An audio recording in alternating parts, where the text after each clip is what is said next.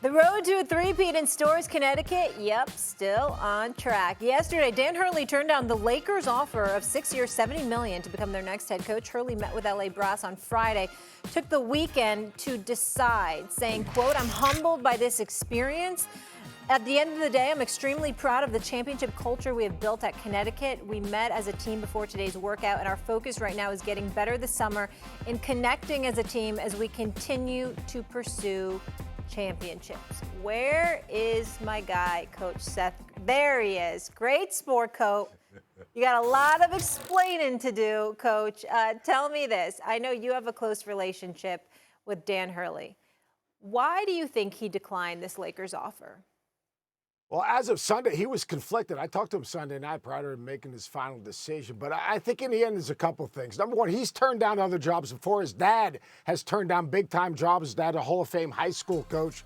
But it really comes down to some simple things. Now, first and foremost, timing was awful.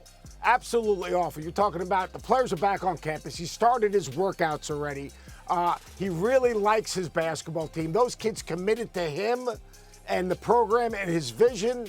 And then all of a sudden to walk in there after their first workout and say, boom, I'm leaving. I think, if you know Danny, he's a really loyal guy and he's a really compassionate guy. And I think that would have been difficult. So that's the first thing. Second thing is the opportunity to repeat.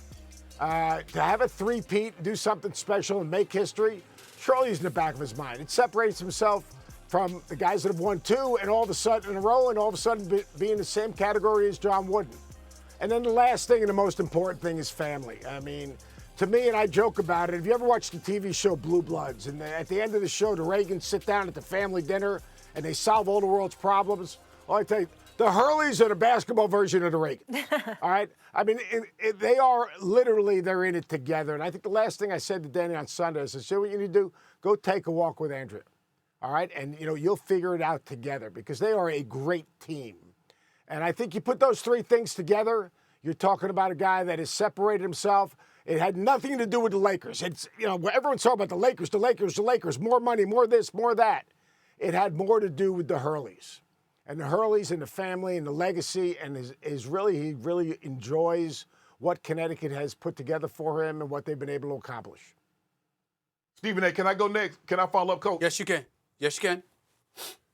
Coach, you keep saying, I hear you said it, and I heard you say it on Get Up this morning, that you said the timing was awful.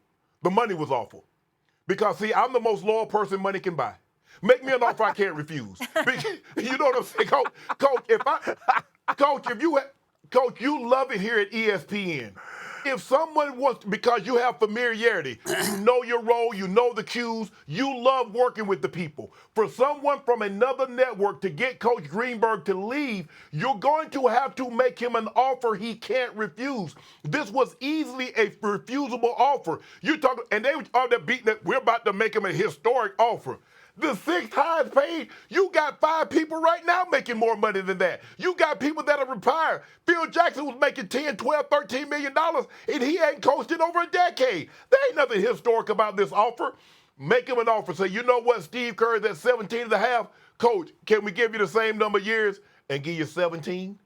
Well, how about that? Because, see, I want him to sit down with his wife. His wife's name is Andrea. I want him to sit down at the kitchen table with Andrea because she's going to cut that walk short. She's like, baby, we don't need to walk any further. We need to go get this money.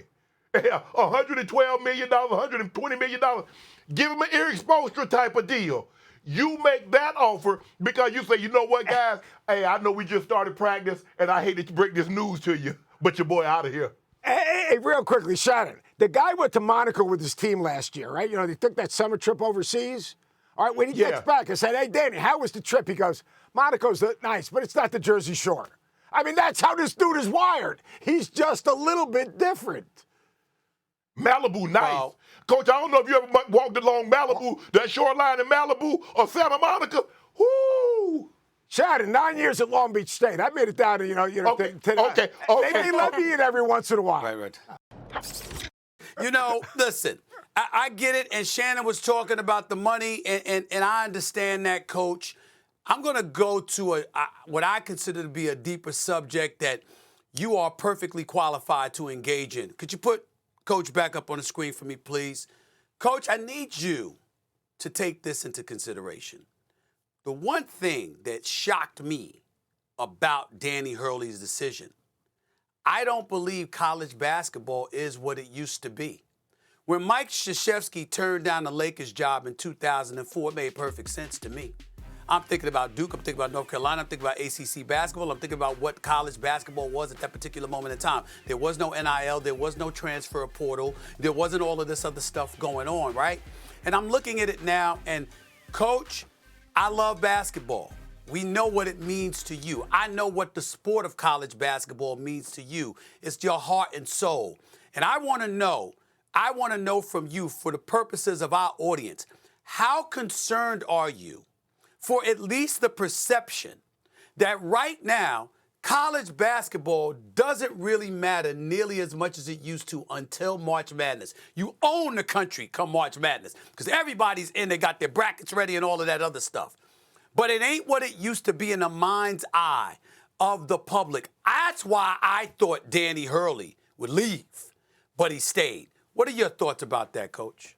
Stephen, that is a great point. Right now, college athletics, but college basketball in general, obviously, is an influx. And, it comes down to the Power 5 conferences. If you're not in a Power 5 conference and you don't have that money that's generated from football with those television contracts, can you maintain a program at a very high level? Danny Hurley would say that, we don't have football in our, well, we have football, but, we're going to invest in basketball. Yeah, we have a problem. We have to have some solutions for college basketball. There's no doubt about it. Are we going to end up with 5 major conferences? What's going to happen with the NCAA tournament? Those were things I think he took into consideration, especially the league affiliation. But in the end, what's happened by winning 2 national championships, all right, in a lot of ways, and it sounds silly, Gonzaga survived playing in the West Coast Conference. All right, they survived playing in the West Coast Conference. The Big East Conference has obviously produced 4 national champions in the last 6 years. So you have a vehicle to get there. He's going to go out and schedule the best teams in the country. College athletics has in a crossroads, but he has enough confidence in the future of college athletics that basketball is not going to disappear. More players are sticking around, and more players that want to get better and are really serious about winning are going to want to play for him, where they're competing not just to play, but competing for championships. Coach, Coach, you know what I got? I got 7 years, $130 million for you to be my head coach. Shannon, let's go. I didn't say I was Danny Hurley. I said that's Danny Hurley. I said we have a different philosophies. Hey, Shannon, you and I heard that big company you have. I'm available, Shannon. If you're looking for some good help, Molly and I will go over. We'll take care of business for you. He said he pays very well. I heard that, Molly. I heard that. Stephen A., you see how Coach paused? See, Coach Dan Hurley didn't even pause at $11 million for $70 million. You see how Coach paused when I said I got 7 years, $130 million for you? Shannon, that's what you got to make him do. Shannon Sharpe, you know this. There's business and then there's family business, right? Yeah. Come on, you know. Stephen A., what's going through your mind right now? What'd you say, Shannon? Stephen A., don't understand the truth. I said, you know what? With the money ESPN just gave me, hell, I'm about to move all my family out with me. Mom, sister, brother, kids, everybody coming. Come on. I can relate.